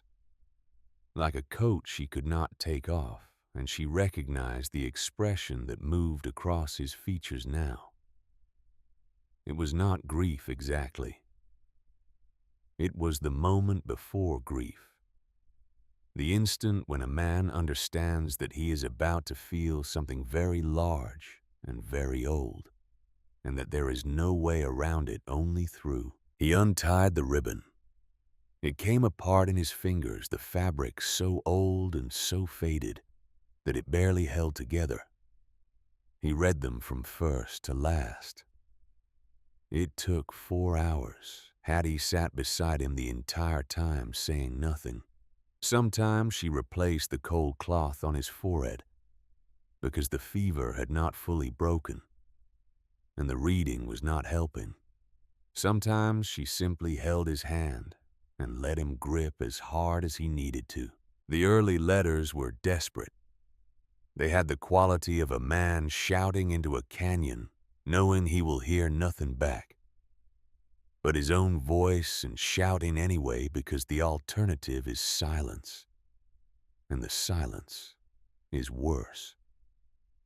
Abner wrote about the ranch, about the cattle, about the weather, about anything and everything except the thing that mattered. And then inevitably at the end of each letter about the thing that mattered, about Wade. The middle letters were quieter. The desperation had burned itself out, and what remained was something steadier and sadder. Abner wrote about Wade learning to ride about the day the boy shot his first deer and stood over it with an expression that was not triumph, but something closer to apology. He wrote about Silas teaching Wade to shoe a horse and Wade teaching Silas to read, and how they sat on the porch in the evenings. And Silas told stories about the war that were not about killing, but about the moments between the killing, the small human things that men do when they are trying to remain human in conditions designed to strip humanity away. He wrote about a Christmas when Wade was 12 and Silas had carved a wooden horse from a piece of cedar, and Wade had held it in both hands and looked at it with such intensity that Abner had to leave the room because the boy's face reminded him too much of Cordelia's. The late letters were the hardest. Abner had stopped hoping. The tone was not bitter, just resigned the way a river is resigned to its banks. He wrote about Wade joining the cavalry at 18, about the day the boy rode down the trail for the first time in a uniform, straight-backed and serious, and how Abner had stood on the porch and watched until the uniform disappeared into the pines, and then sat down in his chair and did not move for 2 hours. The last letter was dated September 3rd, 1882, 3 weeks before Abner died. It was 1 paragraph long. Wade read it aloud, his voice cracking on every other word. And Hattie listened and did not try to stop the tears that ran down her own face. The letter said that Abner had loved Cordelia every day for 22 years, that he had never learned how to tell her, that he forgave her for leaving, and that he hoped wherever she was, she would forgive him for not knowing how to make her stay. Wade folded the last letter, placed it on his chest, closed his eyes. He wasn't a cold man, he said. No, Hattie said. I spent 34 years thinking he was a cold man. You know different now. Wade opened his eyes, looked at the ceiling, then at her. Harriet Shaw. Will you marry me? She laughed. The first real laugh since Grace died. It came out of her like something that had been locked in a room for a year and had finally found the door open. Wade Holloway, I have been waiting for that question since the night of the gunfight. Yes, I will. In the first weeks of February, while Wade was still too weak to stand for long business, came to them. A railroad lawyer named Harlan Webb made the difficult winter journey to Copper Hollow on behalf of the Union Pacific. Hattie, with Silas beside her providing mental arithmetic at a speed that startled everyone, including himself, negotiated the sale of the 820 acres in Franklin County, Missouri. The railroad offered $38,000. Hattie held firm at $48,000. Webb protested. Hattie did not blink. Webb consulted his papers. Hattie poured him coffee and waited. Webb agreed. The contract was signed on February 14th, 2 weeks before the bank note came due on the 1st of March. Wade paid the $2,800. The ranch was clear. With the remaining money, Hattie made a list. $5,000 to the widows of 2 7th Cavalry soldiers killed in the Nez Perce campaign men. Wade had known by name and face, and had carried in his memory the way you carry the dead when you survived, and they did not. 3,000 for the Copper Hollow Church to build a schoolhouse. 2,000 for Silas, who argued for 20 minutes and then sat on the porch and smoked his pipe in silence for an hour, which was how Silas Cobb expressed emotions he did not have words for. 10,000 for new breeding stock and improvement of the north pasture. The rest held in reserve. "This is your money," Wade said. "This is Ambrose's money," Hattie said. "He would have wanted it to build something, not sit in a bank in Bozeman." They were married on a Saturday in early March in the small wooden church in Copper Hollow, with the steeple that leaned east. Reverend Nathaniel Pike officiated. Gideon Marsh came from Wyoming as promised. Wendell Briggs attended with his wife and wore a new hat he had ordered from a catalog specifically for the occasion. Mabel Crane came. She brought fresh baked bread and said nothing during the ceremony and nodded once to Hattie as she passed, and the nod contained everything that needed to be said between two women who understood what it meant to stand inside that house and make a choice. Silas walked Hattie down the aisle. She had asked him the night before, standing on the porch, her voice steady, but her eyes not quiet. "Mr. Cobb, I have no father. I have no family. Would you walk me to the front of that church?" Silas had removed his pipe. He had looked at her for a long moment, and then he had done something that Hattie had never seen him do, and would never see him do again. He had wiped his eyes with the back of his hand, the way a man does when he has been ambushed by something he did not see coming, and does not have a defense for. "Ma'am," he said, "it would be the honor of my life." Hattie wore a pale blue dress, not white. She was a widow, and she did not hide it. On her collar, a small pin, a locket containing the only photograph of Grace. She would carry her daughter into her new life the way she carried everything openly, without apology, without the pretense that the past could be folded up and put away like curtains in a cedar chest. Wade stood at the front of the church in a clean, dark coat. His left arm was still bandaged beneath the sleeve. He held himself straight, the way he always held himself. But his eyes were different. Hattie had seen those eyes guarded and wary and sealed shut for weeks. Now they were open, not wide, not dramatic, just open. The way a window is open when someone has decided that the air outside is no longer something to be afraid of. When she reached him, the Reverend began to speak, but Wade raised one hand, slightly, just enough. "You could have left," he said quietly, "only for her."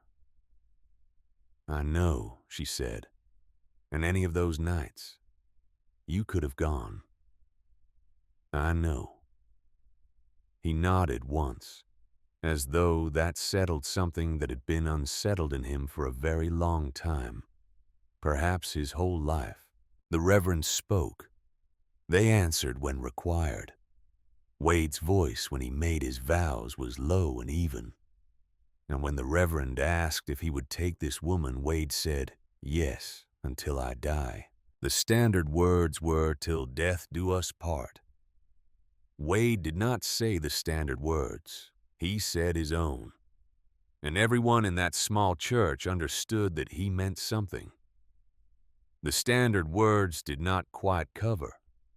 He meant that the promise did not end when the breath stopped. He meant what his father had meant in 47 letters that never found the courage to be mailed. He meant forever, and he meant it completely. And he said it in 3 words because he was Wade Holloway, and 3 words were enough. Wendell Briggs shook Wade's hand with considerable force. He told Hattie she was the most sensible woman he had ever encountered. Then he produced the page from his ledger, where he had recorded the names of the 9 women who had come and gone from the Holloway Ranch, and he tore it out and handed it to Wade. "You don't need this page anymore, Mr. Holloway." Wade took it. That evening he burned it in the fireplace at the ranch, and the ashes rose into the chimney and disappeared into the cold mountain air. Hattie watched the page curl and blacken, and she thought about the 9 women whose names had been written on it. 9 women who had come to this house with hope or desperation, or some combination of the two, and who had left because they could not see past the silence to the man inside it. She did not judge them. She understood them. There had been nights early on when the quiet had pressed against her so hard she could feel it in her chest, and the temptation to leave had been not a thought but a physical sensation, a tightening of the muscles, an orientation of the body toward the door. She had stayed not because the staying was easy, but because she had learned in Kansas City, standing beside 2 graves in the rain, that the easy choice and the right choice were almost never the same thing. She looked at Wade across the fireplace.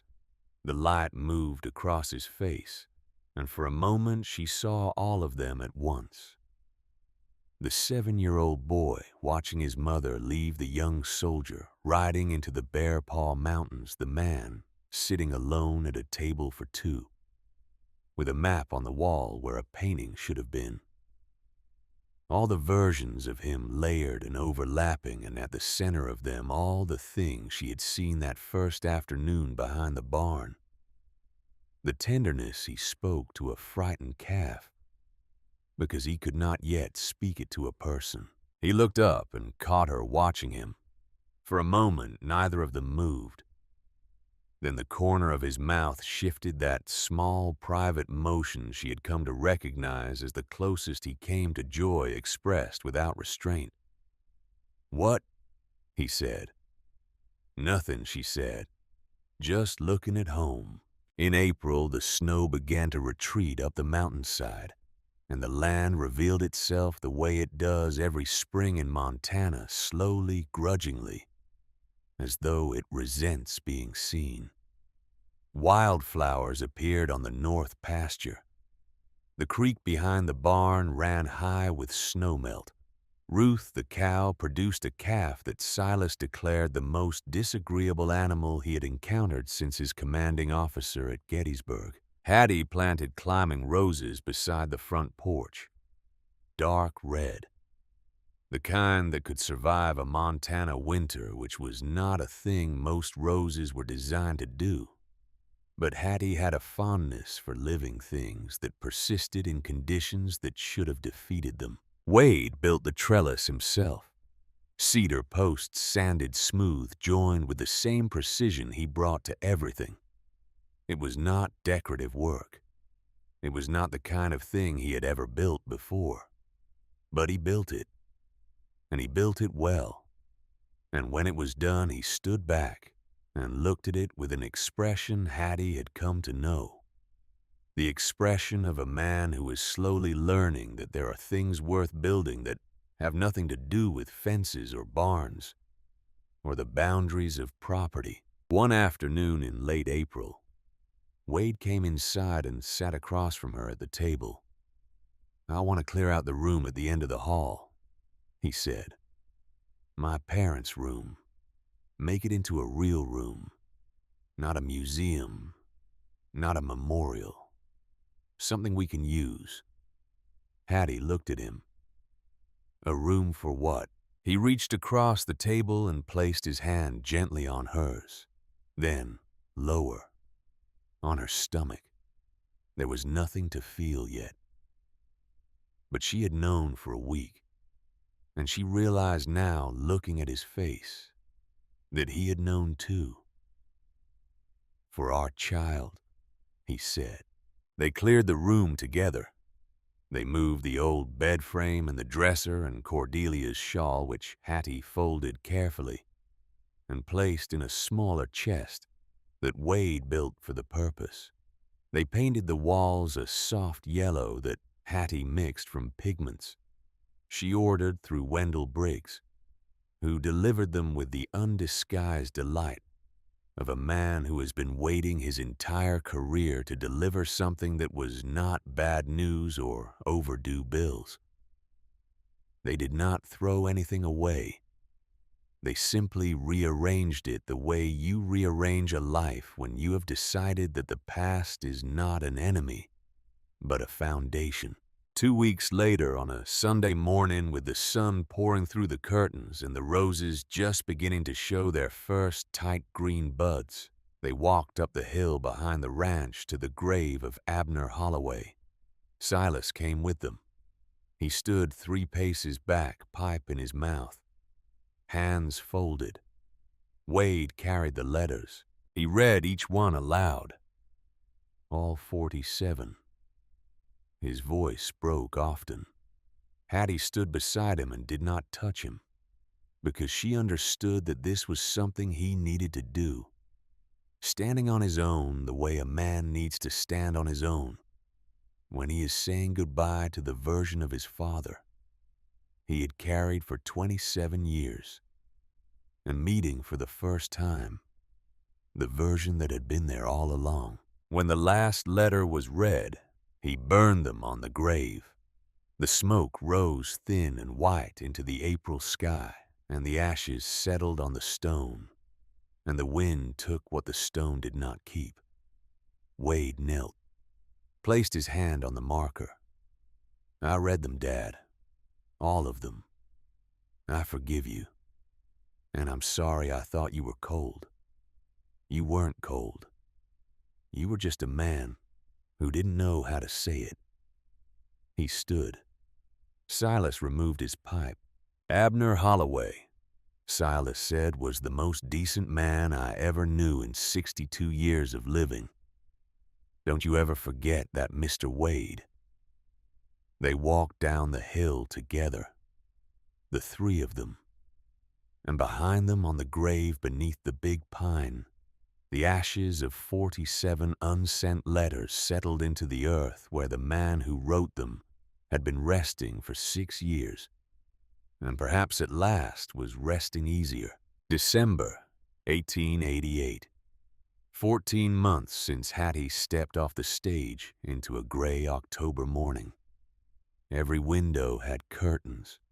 The room at the end of the hall was painted soft yellow, and inside it a cradle that Wade had built from cedar, sanded so smooth you could run your hand across it and feel nothing but warmth.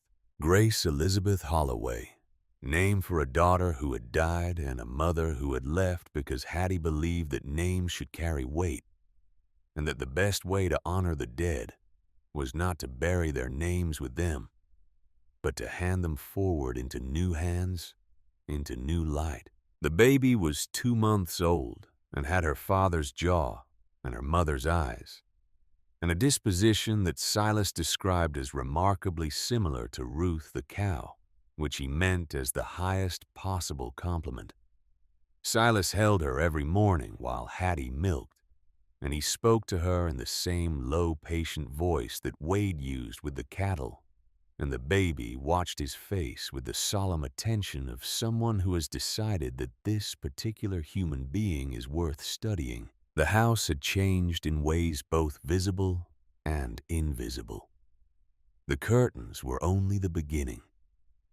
Hattie had hung a small mirror in the hallway, not for vanity, but for light, so that the morning sun coming through the east window would catch in the glass and throw a warm square of gold onto the opposite wall. She had placed a jar of dried wildflowers on the mantel beside the cavalry spurs, and Wade had not moved them. She had sewn a cushion for Silas's porch chair from a flour sack and stuffing from an old pillow, and the old man had accepted it without comment. but had also, she noticed, stopped sitting on the hard wooden seat of the spare chair he had been using for 24 years. The map was still on the wall. Wade had not taken it down. But beside it now hung the small frame photograph of Ambrose, holding Grace, the one Hattie had carried in her trunk from Kansas City. She had placed it there on the morning after the wedding, and Wade had looked at it for a long moment and then nodded. And neither of them had spoken about it. But the meaning was clear. The dead were welcome in this house. They were not competitors. They were not ghosts to be exorcised. They were simply the people who had come before, and their presence on the wall was an acknowledgement that love does not diminish when it is shared. Wade had begun to change in ways that Hattie recognized because she had watched Ambrose change the same way when Grace was born. That gradual opening of a man who discovers that the world contains something more important than himself. He talked more. Not much more, not by the standards of ordinary men, but by the standards of Wade Holloway. It was a transformation so dramatic that Silas remarked upon it, which was saying something because Silas Cobb did not remark upon things unless they were genuinely remarkable. He told her about the cavalry, not the fighting, not the killing, but the other parts. The way dawn looked from the back of a horse in the Bear Paw Mountains. The sound of a bugle at evening when the camp was settling and the fires were lit, and for a few minutes the world was small enough to hold in your hands. The name of his horse, a bay mare called Senator, who had carried him through 4 engagements without flinching, and who had died of colic 2 weeks after the campaign ended, as though she had been holding on for as long as she was needed, and then when the need passed had simply let go. He told her about his father, not the silence, the things before the silence. How Abner used to whistle while he worked a low, tuneless sound that was more rhythm than melody, and how the whistling had stopped the day Cordelia left and had never come back. How Abner had carved a set of wooden animals for Wade's 7th birthday, the last birthday before the leaving, and how Wade had kept them on a shelf in his room until he was 18, and then had packed them in a box and put the box in the attic because looking at them had become a kind of punishment he could no longer justify. These stories came out in pieces, usually at night, usually at the kitchen table after Silas had gone to his cabin, and the lamp was low and the baby was asleep. They came out the way water comes out of rock in high country, not in streams but in seeps, slow and steady and surprisingly cold. And Hattie listened to each one and asked the right questions and did not ask the wrong ones, and gradually over the weeks and months that followed, the man she had married began to resemble more and more the man she had seen behind the barn that first week. The one who spoke to frightened animals with a voice so gentle it could have belonged to someone else entirely. On the first night of the winter's first real snow, Wade stood in the main room with Grace in his arms. He was speaking to her in a low, continuous murmur, the same voice he had used with the calf that night in the barn, patient, gentle, without a single hard edge. The voice of a man who had finally remembered what his father had never been able to teach him, which was that tenderness was not weakness, and that saying what you felt was not a surrender, but the bravest thing a person could do. Hattie stood in the doorway and watched. "You should sleep," he said without turning around. "I'm looking," she said. "At what?" "At home." Wade turned. Grace was asleep against his chest, one small fist closed around the collar of his shirt. He crossed the room to Hattie and stood close, not touching, just close. the way they had stood on the porch that first night when neither of them knew what was coming, and both of them knew they were not leaving. "My father never did this," he said.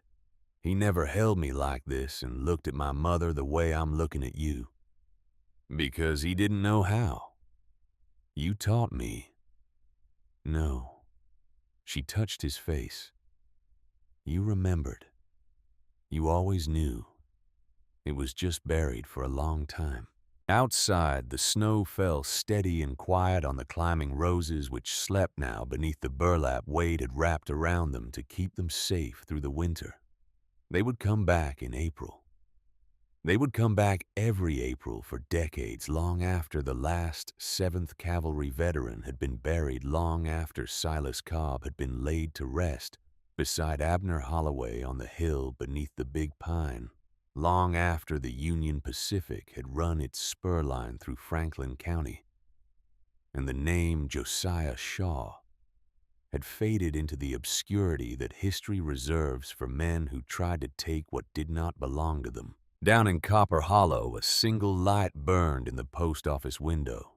Wendell Briggs was up late sorting mail as he always was, and if anyone had asked him about the Holloway Ranch, he would have told them with the quiet pride of a man who had been present for something he did not fully understand, but recognized as significant that the 10th woman had stayed. And that, as far as he could tell, she had no intention of ever leaving. The mountain stood as it always had, enormous, indifferent, beautiful beyond the capacity of any word to hold. But the light in the window was warm, and this time it stayed on.